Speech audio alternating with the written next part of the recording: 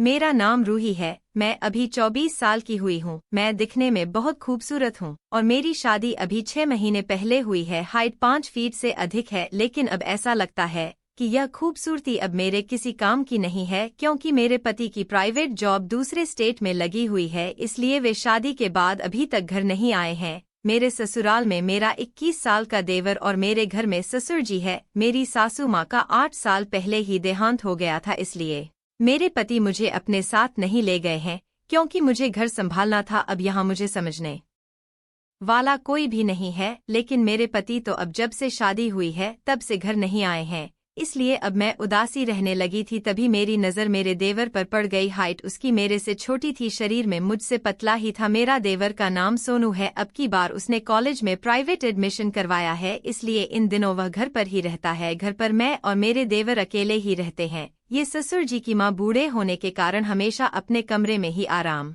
करती है तथा ससुर जी घर के बाहर वाले कमरे में रहते हैं, इसलिए वह कभी कभार ही अंदर आते हैं, लेकिन पति घर में ही नहीं रहते हैं। उस दिन देवर को लगा कि घर में कोई नहीं है, इसलिए वह अपने कमरे में वीडियो देख रहा था। कमरे की लाइट बंद थी। तभी अचानक मेरा वहां से गुजरना हुआ और मेरी नज़र खिड़की पर पड़ गई, क्योंकि अंदर से थोड़ी थोड़ी वीडियो की आवाज़ आ रही थी। जब मैंने खिड़की से झांक कर देखा तो मेरे तो होश ही उड़ गए। उस दिन मैंने अपने पति को भी फ़ोन किया कि अब आप आ जाइए, मुझसे अब रहा नहीं जा रहा। कब तक मैं ऐसे अकेली ही रहूंगी? मेरा भी मन करता है, आखिर मैं भी तो एक औरत हूँ। तभी मेरे पति ने मुझसे माफ़ी मांगते हुए कहा कि देखो रूही, मैं तुम्हारी बेचैनी समझ सकता हूँ। हमारी नई नई शादी हुई है, लेकिन मैं तुम्हारे पास होने की बजाय काम पे हूँ। लेकिन मुझे अगले 2 महीने की कोई भी छुट्टी नहीं मिलेगी, क्योंकि कंपनी ने कुछ प्रोजेक्ट शुरू किए हैं, जिसकी वजह से सभी कर्मचारियों को डबल शिफ्ट काम में करना पड़ रहा है। इसलिए अगले 2 महीने तक छुट्टी मिलना तो नामुमकिन है। बस 2 महीने और इंतजार कर लो रूही, फिर तुम्हें खूब घुमाऊंगा। ऐसा कहकर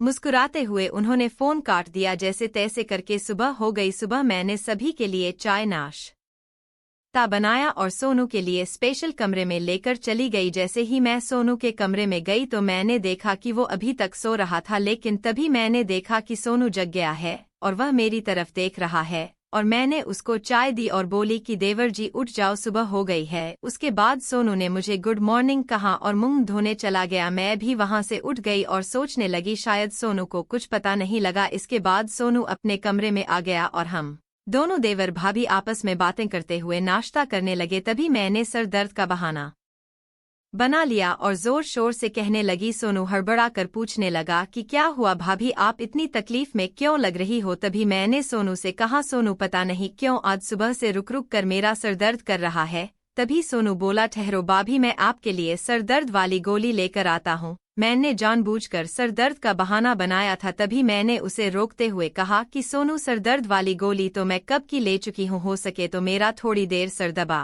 दो। सोनू पहले ही तो थोड़ा सा हिचकिचा आया, लेकिन मेरे सर दर्द को देखकर बेड पर बैठ गया और सर दबाने लगा। उस समय मुझे बहुत अच्छा महसूस हो रहा था। तभी घर में ससुर जी के आने की आवाज़ सुनाई दी तो सोनू को कहा कि चलो ठीक है सोनू, मैं खाना पकाती हूँ। आज पिताजी को बाजार जाना था। इसके बाद मैं रसोई घर में चली गई, खाना बना दिया और ससुर जी भी दादी जी को परोस दिया। मैं रसोई में सोनू के लिए रोटियां बना रही थी। तभी पीछे से सोनू रसोई में आ गया। जब सोनू की नज़र मुझ पर पड़ी तो मुझे वह देखता ही रह गया। मैं पसीने से भीग चुकी थी। तभी सोनू बोला भाभी, अगर आप कहो तो आपको पंखे की हवा कर दो। तभी मैं सोनू से बोली कि आपकी भाभी इतनी परेशान है, तभी आप अभी तक बात ही बना रहे हो और मैं इधर पसीने से लथपथ हूँ। इसके बाद सोनू मेरे पास बैठे पंखे से हवा चलने लगा। तभी तक ससुर जी बाजार से आ चुके थे। मैं चूल्हे पर रोटियां बना रही थी। तभी मेरा पल्लू नीचे खसखने वाला था। अरे देवर जी, जरा मेरा पल्लू सही करना। और वो बोला नहीं भाभी, आप खुद कर लो। तभी मैं बोली कि अरे मेरे हाथ तो आटा से लगे हुए हैं,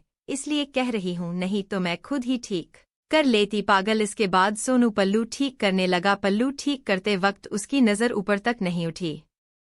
सोनू बड़ा ही शरीफ लड़का था, इसलिए कभी कभी मैं सोचती थी कि शायद मैं उसके साथ गलत कर रही हूँ। आज ससुर जी भी बाजार गए हुए थे तथा दोपहर में दादी भी गोलियां लेकर सो गई थी, इसलिए घर पर मेरे और मेरे देवर के अलावा कोई नहीं था। इसलिए आज मैंने पक्का मन बना लिया था, लेकिन सोनू भाभी भी अभी भी मुझे वैसी नज़रों से नहीं देख रहा था। आज सारा दिन मैं सोनू के आगे पीछे घूमती रही, लेकिन सोनू का मन बस ऊपर से नीचे होकर रह जाता था। शाम को हम दोनों बैठकर खाना खा रहे थे, तभी सोनू ने मुझे आखिरकार कह दिया कि भाभी, लगता है आजकल आपकी तबीयत ठीक नहीं रहती, इसलिए आप कुछ दिन के लिए भाई के पास शहर चली जाओ, यहाँ पर आप मैं सब संभाल लूंगा। आपको भाई की याद आ रही है? तब भी मेरी आंखों में आंसू आ गए और मैंने सोनू से कहा कि बस करो, अब तो रहने ही दो। मैं पिछले 6 महीनों से कितना परेशान हूँ, किसी को नहीं पता है, तुम्हारे भाई को तो फिक्र और ना तुमको। मुझे रोता देख सोनू मेरे आंसू पहुँचने लगा, तभी मैं सोनू से गले लगकर रोने लगी। मैंने उस समय पता नहीं क्या बोल दिया कि मैं सोनू से कहने लगी कि देवर आप। देवर बोला कि आप चुप हो जाओ, इसलिए मैं कभी कभी आपके आगे पीछे ज्यादा ही घूमने लगती हूँ, प्लीज आप इसका बुरा मत मानिए। सोनू मुझसे कहने लगा कि नहीं भाभी, आपकी बातों का भला मैं क्यों बुरा मानूंगा, आप जैसी भाभी तो किस्मत वालों को मिलती है। तभी सोनू मुझसे बोला कि भाभी ऐसी कोई बात नहीं है, यहाँ तक कि मेरी तो कोई गर्लफ्रेंड ही नहीं है। उससे कहने लगी कि मैं तुम मुझे बना लो, तुम भी मेरे भाई जैसे ही हो ना। वह मेरे बात सुनते ही और ना तुम। तब सोनू बोला कि पर भाभी आप तो मेरी भाभी हो। आज मेरा इमोशन होना सोनू पर थोड़ा भारी पड़ गया था और वह मुझे अपने दिल की सारी बातें बताने लगा। वह भी कहने लगा कि अगर तुम मुझे पहले कह देती तो मैं तो कब से तैयार था। इसके बाद तुम्हें खुश हो गई? सोनू से कहने लगी कि अच्छा बताओ, चाय पियोगे? तो सोनू बोला अरे भाभी, अभी तो खाना खाया है और ऊपर से दोपहर भी है, चाय शाम को पियेंगे। तभी अचानक से घर का दरवाजा बजा। मैंने सोनू से कहा कि तुम जरा रुको, मैं देख कर आती हूँ। कौन है? शायद ससुर जी होंगे। जैसे ही मैंने बाहर जाकर दरवाजा खोला, मैंने देखकर हैरान रह गई क्योंकि सामने मेरे पति थे। तभी मैंने चौंक कर कहा आप तो कहे थे कि अभी 1 महीना नहीं आऊंगा। तो वह बोले कि क्यों, क्या बात हो गई? मेरी रसमलाई, मैं ही तो हूँ। आज आपके पति देव आपके सामने प्रकट हुए हैं। सूरज अंदर आए तो